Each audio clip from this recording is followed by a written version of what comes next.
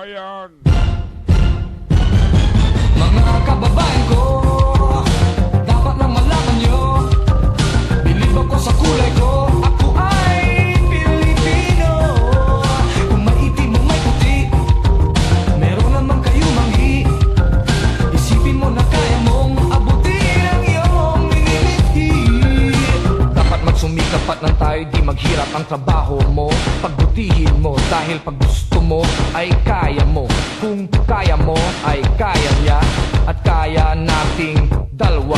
Magaling ang ating yan ang laging iisipin. Pag-asenso mararating kung handa kang tiisin ang hirap at pagod sa problema. Huwag kang malunod, umahon ka, huwag lumubog, pagkat ginhawa naman ang susunod. Iwasan mo ang inggit, ang sa iba'y ibig mong makamit. Dapat nga ika'y matuwa sa napala ng iyong kapatid. Ibig kong ipabatid na lahat tayo ay kapit-bisig. Mga kababayan ko, dapat lang malaman nyo, bilib ako sa kulay ko, ako ay Pilipino. Kung may itim o may puti, meron naman kayo manghi. Isipin mo na kaya mong mabutin ang iyong minimithi. Respetuhin natin ang ating ina, ilaw siya ng tahanan. Bigyang galang ang ama at ang payo niya ang susundan. At sa magkakapatid, kailangan ay magmahalan. Dapat lang ay pag-usapan ang hindi nauunawaan.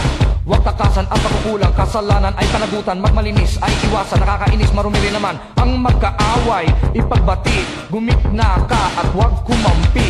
Lahat tayo ay magkakapatid, anumang mali ay ituwid. Magdasal sa Diyos, may kapal, maging banal at huwag hangal. Itong tula ay alay ko sa bayan ko at sa buong mundo. Mga kababayan ko, dapat lang malaman nyo, bilib ako sa kulay ko, ako ay Pilipino.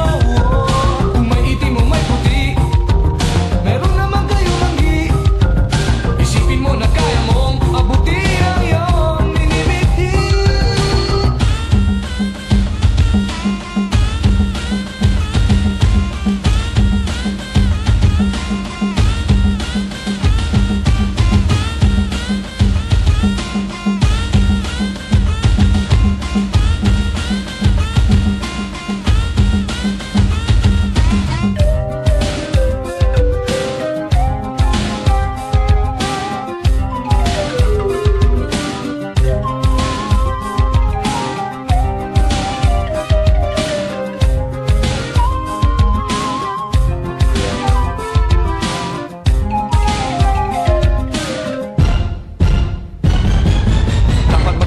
Nang tayo di maghirap, trabaho mo, pagbutihin mo, dahil pag gusto mo ay kaya mo.